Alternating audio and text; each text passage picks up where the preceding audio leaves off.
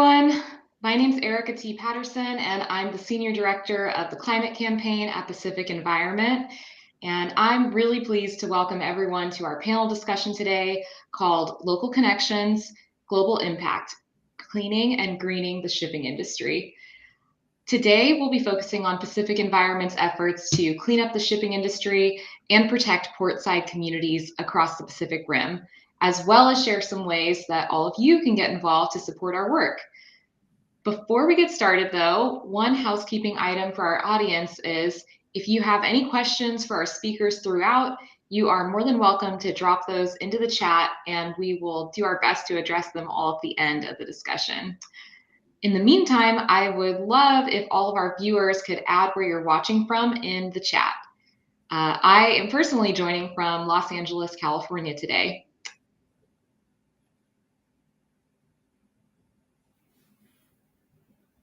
All right. I see we have some folks joining from DC, Sacramento. All right, Oakland, West Coast heavy representation.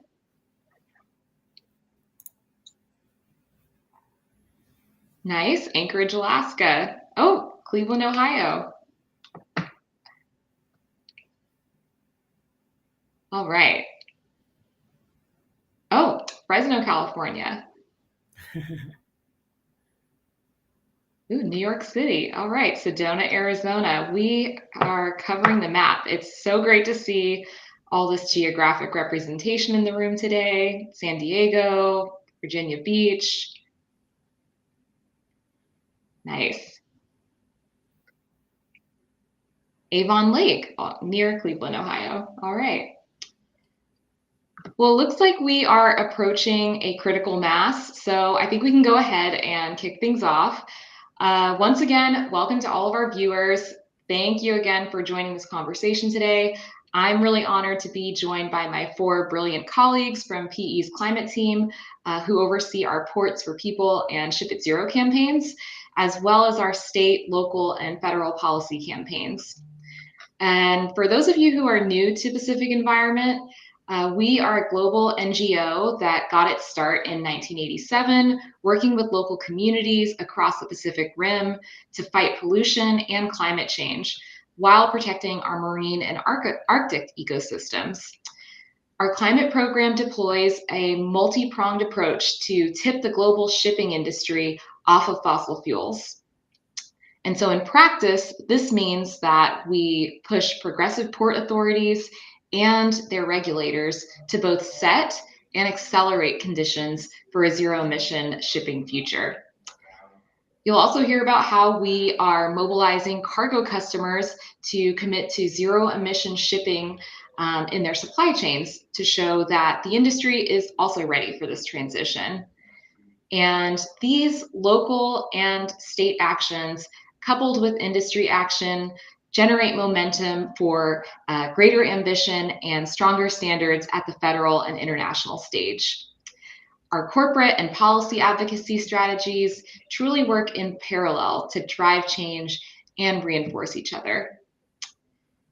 And so to sustain and expand this critical work, we need your support.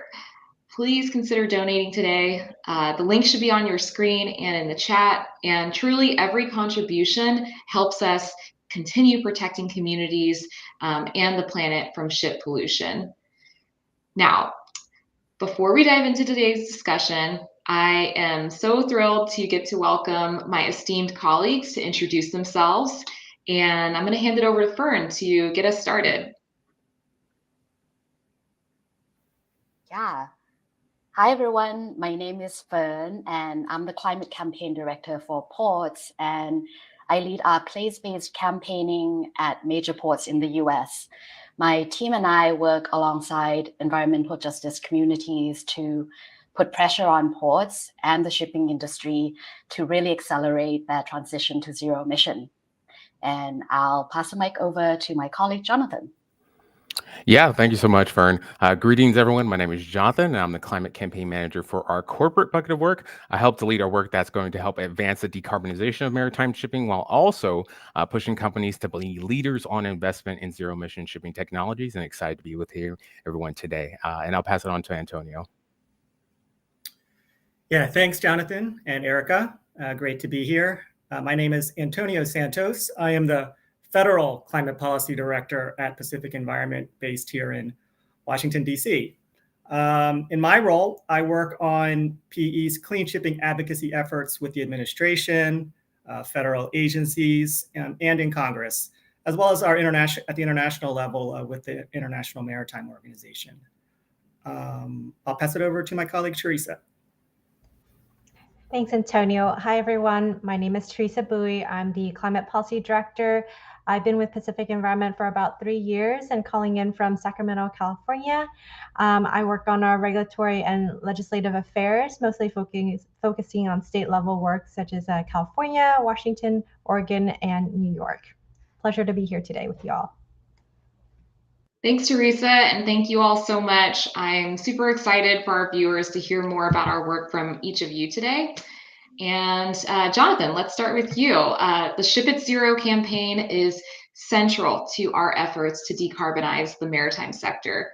Can you give us an overview of the campaign and some of the challenges we're facing in transitioning the shipping industry to cleaner energy sources? Yeah, for sure. Thank you so much, Erica.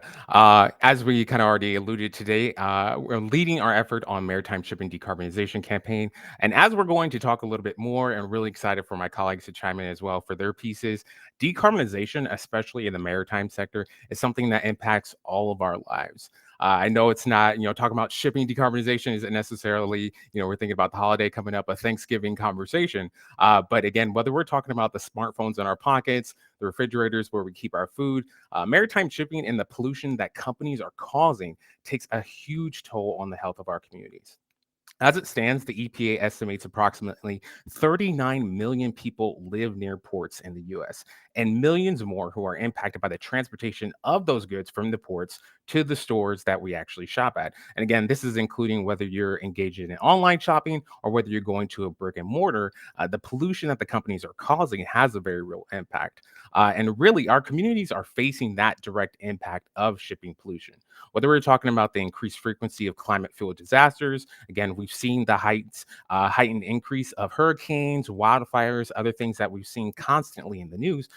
That's happened in recent years, as well as health impacts like the increased rates of asthma and other respiratory illnesses in the communities across the United States.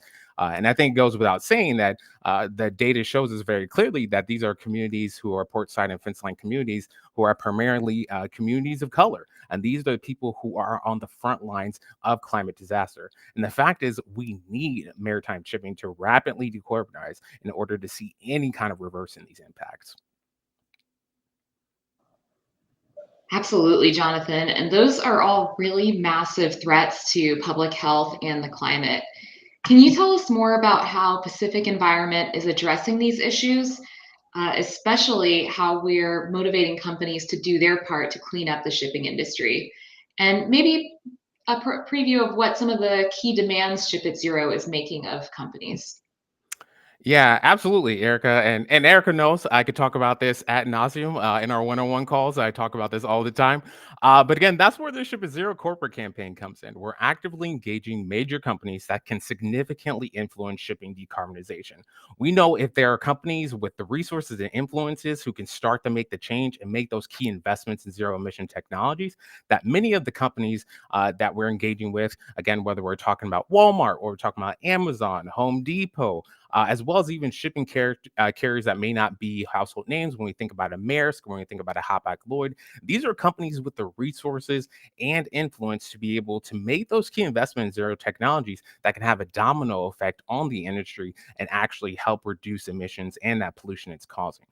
As far as our campaign, Our key demands are pretty simple. Import pollution now. So really engaging things like shore power vessels, electrified ports, abandoning dirty ships and dirty fuel like LNG. LNG is a no-no.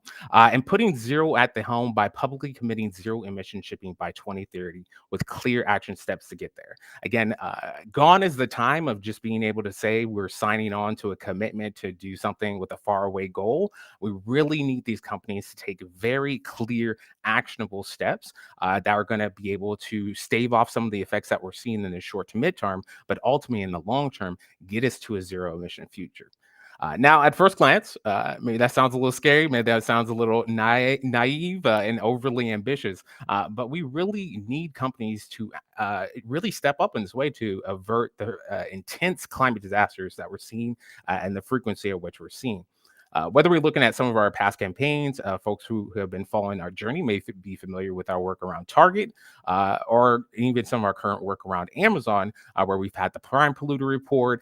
We did the Amazon action in Seattle. There have been a number of things that we're really making it clear that these companies who have the resources, who have the influence, we're going to get their attention. We're going to do the things that we know are working and having an impact, and really draw attention to the fact that it's having an impact on communities.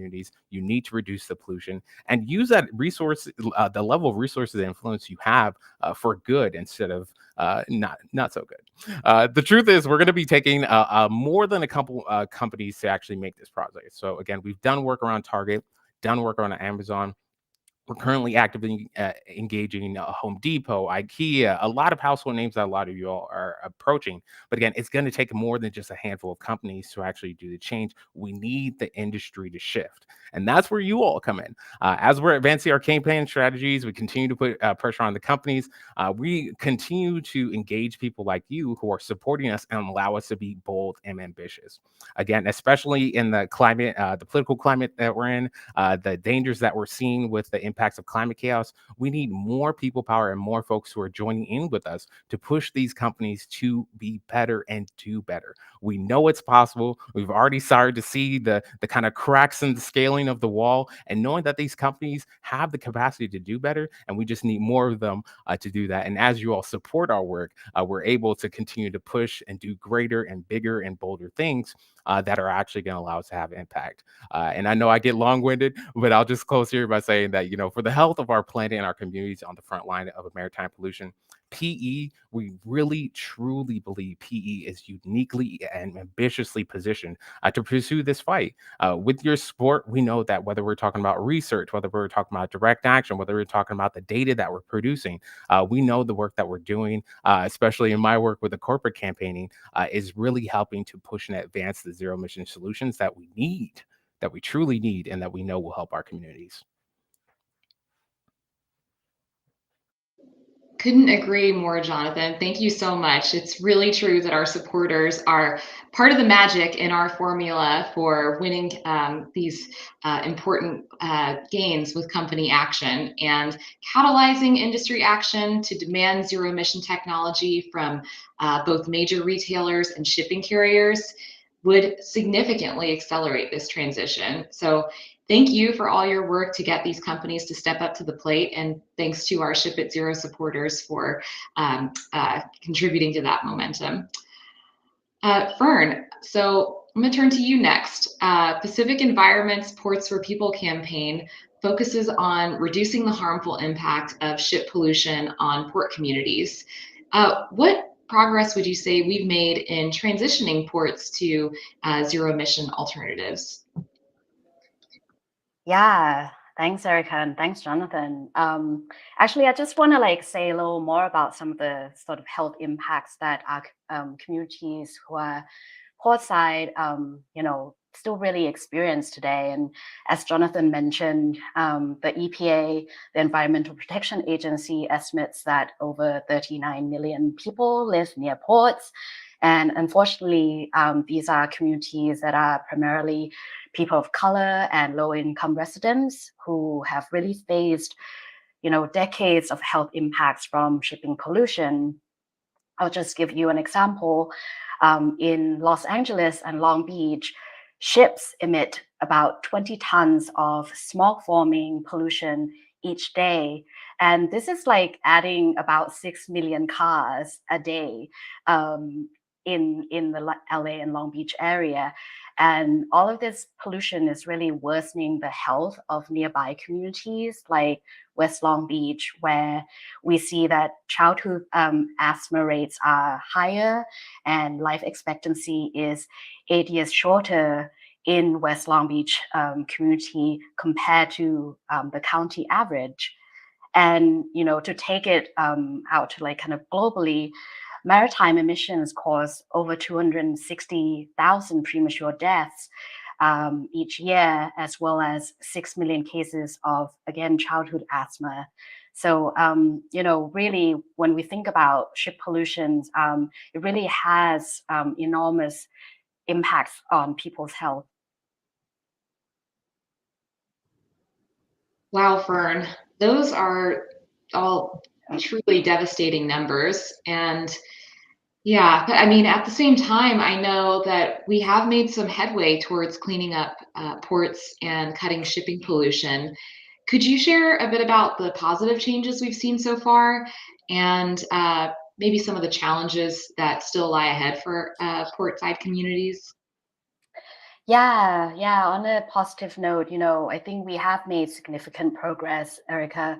For instance, in Los Angeles and Long Beach, we've secured resolutions that commit the cities to advance measures and legislations to start phasing out dirtier ships and to start requiring zero emission ships at ports.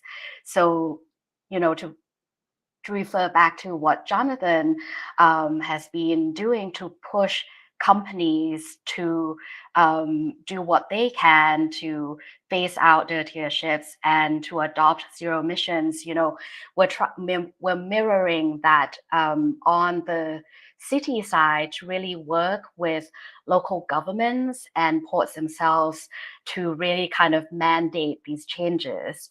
In addition, LA and Long Beach cities are also committing to efforts to advance zero emission shipping corridors along California's coast. So we need to move on the corporate side, but we're also working to move actions on the local governments and port side. I'll give some more examples. I think we've been doing pretty powerful work to mobilize communities. For example, in Long Beach City and also Tacoma in Washington State, we've been able to halt LNG facility expansion plans by gathering more than 1,000 petitions and knocking on thousands of doors, resulting in those expansions being halted. I would also say that in Newark, New Jersey, where we're now working, we're engaging with the city council to pass a land use ordinance to ban fossil fuel bunkering facilities going forward. And this is really our attempt to try and limit the traditional fuel growth, while we're also working with the city and the port to start to plan for cleaner energy solutions. And then I'll also mention that this year we saw historic federal investment in ports, including EPA's $3 billion Clean Ports Grant Program. And we've been collaborating with ports to prioritize infrastructure upgrades like shore power installation, including things like robust workforce development plans. And as a result, some of the ports that we work with have received substantial funding, including, LA ports have received $400 million, and the Port of New York, New Jersey will be receiving $300 million. And really, these efforts, while focusing on US ports, they really have global impact. Major ports like Seattle, Tacoma, and Oakland and Long Beach and LA are part of green shipping corridors that drive decarbonization worldwide, and which is really kind of the theme of this talk, of this which is local connections and global impact, the progress that we're making and trying to make further at the local level, from policies to infrastructure projects to stimulating adoption of cleaner fuels, really kind of help stimulate the transition globally. I know I'm also going on a little bit, but I'll just touch quickly on your other question around what challenges we still see. So while I've spoken about some of the really, unprecedented level of investments that are coming to the ports, we still need a lot more. And the Clean Ports program, was way oversubscribed. The EPA received way more funding requests than they were able to meet. And so I would say we need significantly more investments from both the public and private sources in order to help us through this transition. Thank you so much, Fern. Really powerful stuff. And regarding the challenges, I'd say, on one hand, it's encouraging to hear that many ports are demonstrating interest in upgrading their infrastructure to be zero emission. But it is definitely concerning that there's such a mismatch of demand and availability for funds to clean up ports. So thank you so much to you and our ports team for all that you are doing to build power with portside communities, to advocate for cleaner ports, and to secure resources to make this transition possible. And for our viewers, as you've heard from both Jonathan and Fern, our Ports for People and Ship at Zero campaigns have seen lots of success. Since the launch of Ship at Zero, for instance, we've secured key commitments from Amazon, IKEA, Target, all around phasing out fossil-fueled shipping and aiming for a 100% zero carbon ocean shipping future by 2040. And our Ports for People resolution is truly becoming a model for progressive ports that are ready to partner with community to bring about a zero emission ports future.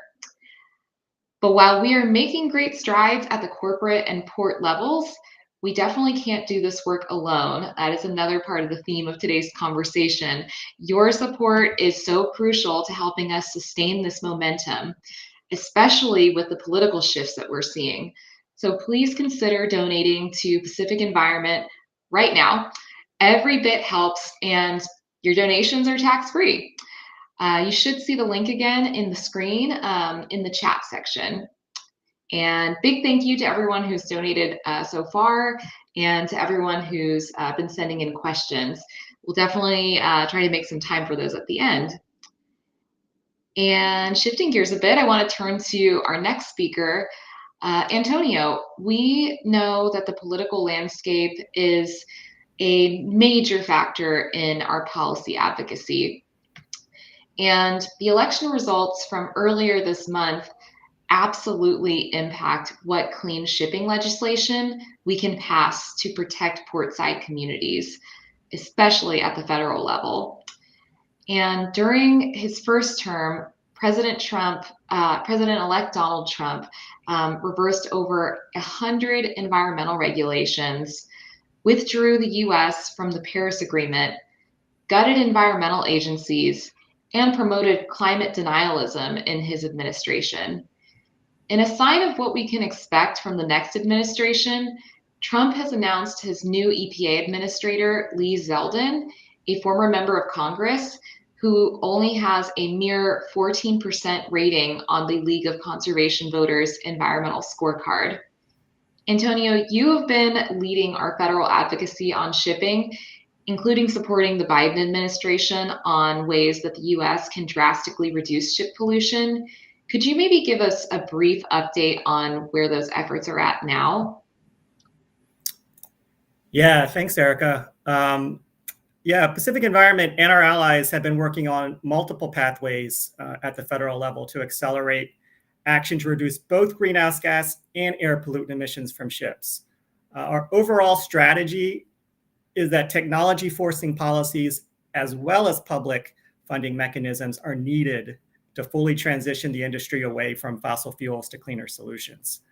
So to that end, in Congress, several important bills have been introduced during the current legislative term that specifically address decarbonizing the maritime sector, namely the Clean Shipping Act, which would set greenhouse gas fuel standards for ships calling on U.S. ports, the International Maritime Pollution Accountability Act, which would levy pollution fees on ships calling on U.S. ports, and the Zero Emission Vessel Innovation Act, which I'm happy to announce was introduced just yesterday in the House of Representatives by Representative Nanette Barragán. That bill would provide significant funding on the order of $1 billion per year over the next 10 years for the development and deployment of zero-emission vessels and supporting infrastructure. For all of these bills, PE's advocacy has helped build co-sponsor support in Congress, as well as help build support from a broad range of stakeholders, including environmental organizations, environmental justice groups, and the shipping industry. On a parallel pathway, we sent a letter to the Biden administration last year calling on the administration to issue an executive order to accelerate action to decarbonize the shipping sector. That letter had support from over 68 organizations and more than 25,000 concerned citizens. The letter itself contained 7 recommendations that the administration could implement to unlock opportunities to decarbonize the maritime sector while also creating high-quality jobs and advancing environmental justice. Even though we're coming to the end of the current administration, we continue to stay engaged with them to look for ways to implement these recommendations. I'll say we're also working with them right now to try and implement specific actions in the next 2 months to help advance our long-term maritime decarbonization goals. Thank you so much for those reflections, Antonio, and for all your work to push for federal action on shipping decarbonization. And definitely want to give a huge congratulations to you on the announcement of the Zevia bill yesterday. That's massive. Building on your reflections so far, could you share a bit about how you think that the presidential and congressional election outcomes will change the course of federal clean shipping efforts? Yeah, I mean, clearly, that's definitely the question on all of our minds right now with the election just a couple of weeks ago. So the results of the election will certainly make things more challenging for us to advance some of our federal policies. But, right, I mean, that just means the work that PE does will be all the more important, right? So, yes, under the current administration, the Biden administration, yes, there have been some challenges, and we have consistently urged them to do more. But the administration has also provided frameworks for the transition to cleaner shipping. Given the Trump administration's stance on climate change, no doubt federal action on maritime decarbonization will be curtailed. So action by leaders at the international, state, and local level will likely take on elevated importance. And going forward, building bipartisan support, I think, for our efforts will be crucial. So emphasizing things like job creation, economic benefits due to the clean energy transition, energy independence, national security, U.S. leadership on zero-emission ships, right? All of those things will be important in our messaging going forward. Also, we'll need to be vigilant to prevent any rollback of climate policies that were put in place under the current administration, such as the climate funding under the Inflation Reduction Act. So unfortunately, yeah, we'll probably have to devote some resources to playing defense as well. Thanks so much for that assessment, Antonio. You actually mentioned international efforts earlier. Could you also please share how you see global action influencing progress on clean shipping, regardless of U.S. politics? Yeah, well, at the international level specifically, we remain optimistic that the International Maritime Organization in London will move ahead and adopt ambitious greenhouse gas standards, fuel standards, and a carbon fee next year as planned in 2025. But yes, within the change in administration, the US delegation stance in the IMO negotiations may change, but we believe the majority of member states are already on board, and that, in the end, we'll approve a basket of measures that phases out greenhouse gas emissions from shipping by the end or no later than 2050, while also promoting a just and equitable transition. But regarding the election, Erica, let me just say, maybe echoing what my previous speakers have said, regardless of who's in the White House, right, PE and our allies will continue the fight both in the US and abroad. And the transition to zero emission shipping, and for the most part, I think we all agree, has already begun. So I think I can speak for all of my colleagues here that we're not going to be turning back.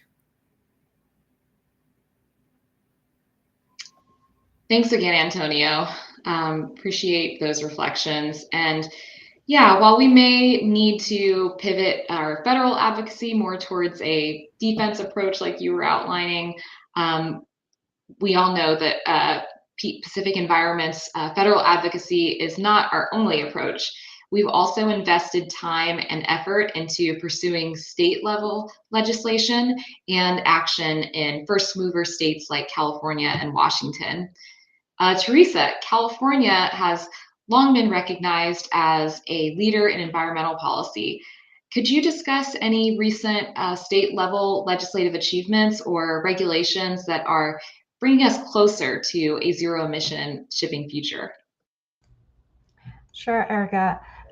California has always been a leader on climate, including on shipping. California recently passed the first zero emission standard in the nation. And as a result, we are seeing the regulation become reality today. Just this year in June, we saw the first all-electric tugboat launch at the Port of San Diego called the eWolf. And then in July, we saw the first hydrogen fuel cell ferry, the Sea Change, launch at the Port of San Francisco. So we're really excited to see that, the regulation that California passed is becoming live today. Pacific Environment worked to pass that rule. We helped lead a coalition of environmental justice groups in support of that rule. And now we're working to defend and push for its robust implementation. Since the passage, we've also worked to support Singapore, and we saw that Singapore adopted an even more stringent rule than California on hovercraft. So that just shows California's leadership has a ripple effect globally. And then earlier this year, the California Air Resources Board, or CARB, has gone on record committing to tackling emissions from ships in transit, going from point A to point B. So while California has taken important steps to reduce emissions or pollution from ships at berth by requiring ships to plug into shore power while docked in port, the in-transit pollution remains the biggest source of pollution coming from ships. So we're very excited about this move, and we will be pushing CARB to set as ambitious a policy as possible by setting zero emission standards by 2040. Wow, that is an impressive record of progress, Teresa. And I actually had the pleasure of seeing the Seawolf in person at the launch in San Francisco. And it was just so inspiring to see Pacific Environment's advocacy for clean shipping make technology like the Seawolf a reality. So congrats to you and our policy team on laying the groundwork for these wins. I do have a follow-up question for you, similar to what I asked Antonio. How do you think that the statewide election outcomes in California and Washington will or will not change the course of state-based clean shipping efforts? Yeah, so California and Washington, they've always been a climate leader, and state leadership is needed more than ever. We anticipate that California Governor Newsom will continue to defend and uphold our air standards.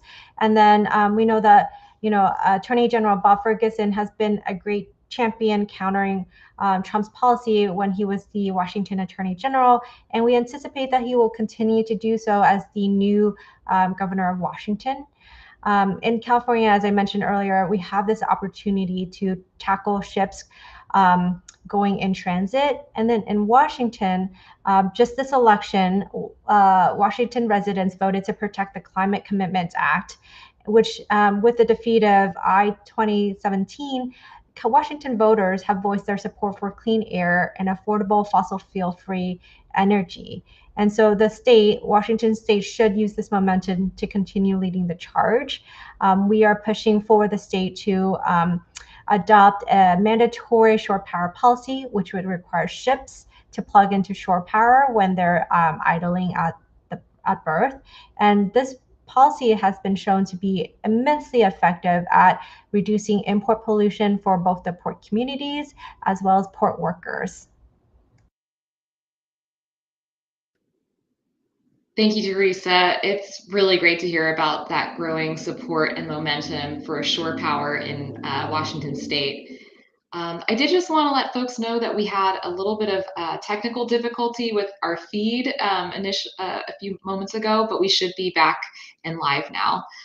So welcome back if you happened to get booted out earlier.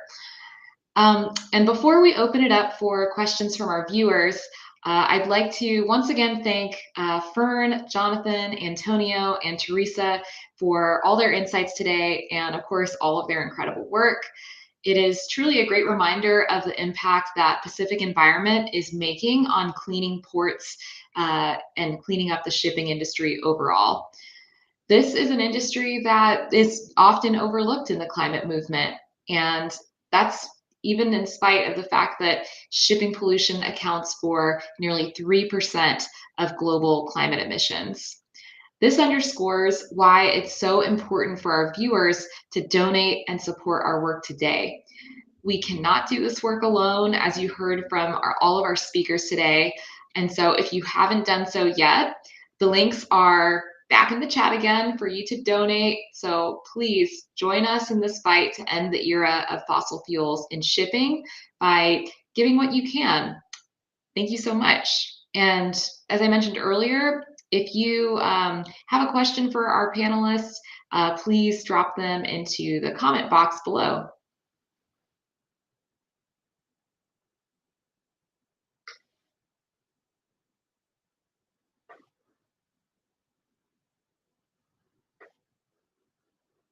One question I see is, can Pacific Environment make a starter pack on blue sky for green shipping?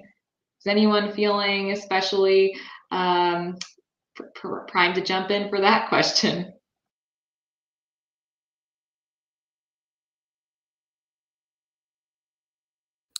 I could jump in. My team knows I'm not the most technologically or social media savvy person, but I think if there's ways that again, not fully familiar with Blue Sky, but if there's ways that we can engage on that side. I know there's been chatter about the shift from sites like X/Twitter to other social media platforms. I think it could only help but benefit our work for us to continue to build opportunities for folks to really organize, build that community around the issues that we all very clearly care about and that we talked about today. But then also, kind of get a way to promote our work, which actually, speaking of which, I didn't get a chance to promote earlier, a little bit scatterbrained. This is also a great moment to say that when we're thinking about successes, when we're thinking about the work, also naming that this week we actually released our retailer progress report, talking a little bit more since our 2023 report card came out about the progress that we've seen and not seen from a lot of the retail companies. So when we hear from Teresa, when we hear from Antonio, when we hear from Fern, you hear from myself as well. There's so many different things that we're doing, and I think it could only help to engage on another social media platform, although I'm not too savvy myself, and build community that way. Thanks so much for jumping in, Jonathan. And thank you, Aaron, for that question. I saw a couple more roll in, one of which is from Jared, which is, what is the role of international agencies in regulating shipping? And I wonder if I could maybe pass that over to Antonio to kick us off for that question. Yeah, sure, Erica. And I also see a question from Shannon. Maybe I'll take both of them that sort of go together around how our PE staff is also supporting on the Asia front at the IMO. So yeah, Jared, good question. So I think for those who track maritime decarbonization, the International Maritime Organization seems like the obvious body to be regulating ships, right? And so there is a process going on right now at the IMO. Their job is to oversee the shipping industry, and they specifically are looking at, currently reducing greenhouse gas emissions from shipping. Having said that, right, the work that you just heard me talk about at the federal level, there's nothing within the US, right, that precludes them from moving forward to put in place effective policies around greenhouse gas emissions from shipping. We as PE have been involved both at the federal level and in London at the IMO, right, working on parallel pathways. And we've had some great support as well from PE staff who are in Asia. Once again, the member state body at the IMO is 175 countries, right? So the US is just one voice in that. And I think we're moving in the right direction for everything we've seen over the past year leading up to next year, when we're expecting the approval of an agreement at the IMO that we will put in place, we remain hopeful, effective and ambitious greenhouse gas fuel standards and a carbon levy. And this would not be possible with, as Shannon's question, without the work, of course, of our staff in Asia as well, who have been advocating at the IMO, having bilateral conversations with other countries over there, with other NGOs over there, with the Secretariat at the IMO to push for ambitious standards. So it's not just from the US and the delegation here, but also on the Asia front. And that's really important because, as we all know, when we look at the maritime industry, China, Japan, Korea are big players within the maritime world. So, kudos to the efforts of the staff in Asia in PE for that advocacy. But yes, there's work going on both ends, Jared. The IMO is a critical voice in this, but whatever comes out of that, we're still pursuing our efforts here in the US as well to be as ambitious as possible. Thank you so much, Antonio. I couldn't have said it better myself. Raising ambitions across East Asia in major port hubs is definitely a significant factor in creating momentum for us to see action at the IMO, stronger action at the IMO. So thank you, and thank you, Jared and Shannon, for those great questions.